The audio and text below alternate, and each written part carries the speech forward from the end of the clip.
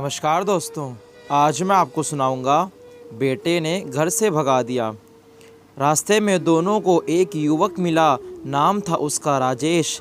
राजेश बचपन से ही अनाथ था। उसके माता पिता को उसने एक एक्सीडेंट में खो दिया था। राजेश ने दोनों को ऐसे बेबस देखकर पूछा, क्या हुआ अंकल जी, आप कहाँ जा रहे हैं और आप इतने घबराए हुए क्यों हैं? बुजुर्ग आदमी ने कहा, बेटा क्या बताऊं तुम्हें, मेरा एक बेटा है, उसने हम दोनों को घर से निकाल दिया है और हमारी सारी दौलत पे कब्जा कर लिया है। अभी हमारा बेटा उसकी पत्नी के साथ उस घर में ऐश कर रहा है। हम दोनों को उसने धक्के मार कर घर से बाहर निकाल दिया है।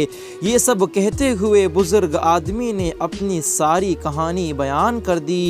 उसके बाद राजेश दोनों को अपने घर ले गया। घर पे सिर्फ राजेश और उसकी बहन कोमल रहती थी।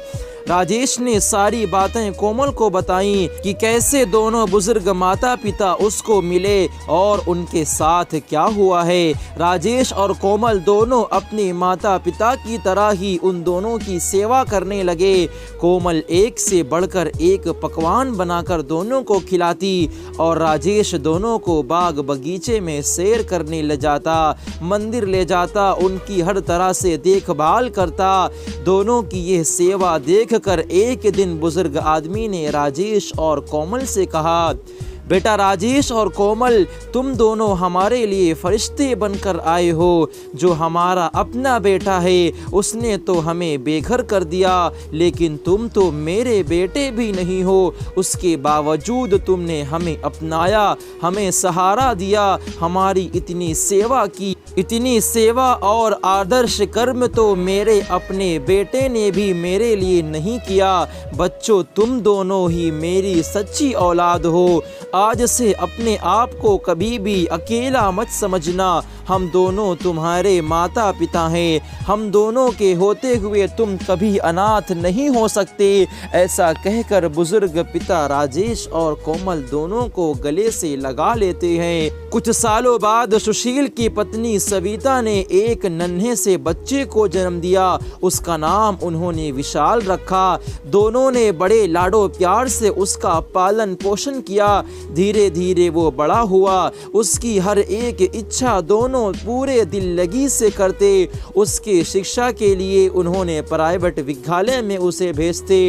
अब वो करीब 22 साल का हो चुका था। बचपन से लेकर अब तक माँ बाप को ड्रग्स, शराब और सिगरेट के नशे में देखकर उसको भी इन सब की लत लग गई। सुशील और सविता उसे कुछ बोलते भी नहीं, ऊपर से उसे ये सब करने के लिए बढ़ावा देते कि अभी तो तुम जवान हो, जी लो जिंदगी, ऐश करो, पढ़ाई लिखाई तो होती रहेगी। ऐसा सब कहकर उसको बढ़ावा देते। कुछ दिनों के बाद अचानक एक दिन विशाल ने वही किया जो सालों पहले सुशील ने किया था। वो आधी रात को अपने 2 दोस्त और एक लड़की को साथ लेकर घर पहुंचा।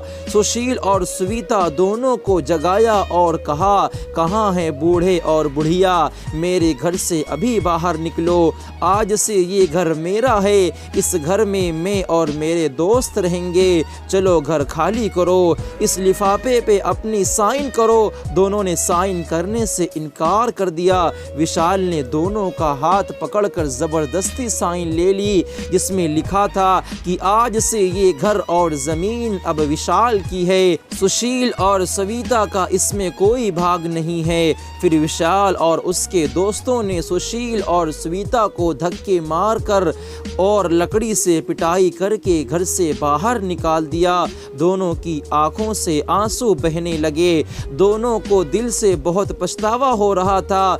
आज उनके बेटे ने भी वही किया था जो सालों पहले उन्होंने अपने माता पिता के साथ किया था।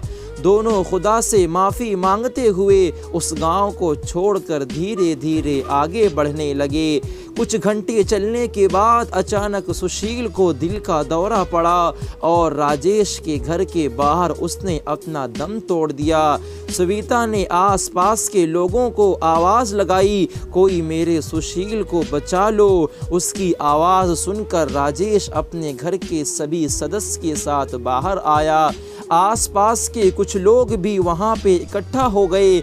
उनमें से एक नर्स थी, उसने फौरन हाथ की जांच करके पता लगा लिया कि सुशील अब मर चुका है। राजेश ने बूढ़े माता पिता से कहा, देख लिया आपने, उसके कर्मों की सज़ा ऊपर वाले ने उसे दे दी, जैसी करनी वैसी भरनी। दोस्तों, देखा आपने, जो लोग अपने माता पिता के साथ जैसा करते हैं उन्हें अपने बुढ़ापे में वैसा ही सिला मिलता है। इसलिए अगर आप उनका भला नहीं करते तो उनका बुरा भी मत करो। वो आपके अपने हैं, पूरे दिल से उनकी सेवा करो, फिर देखना कैसी खुशी मिलेगी आपको।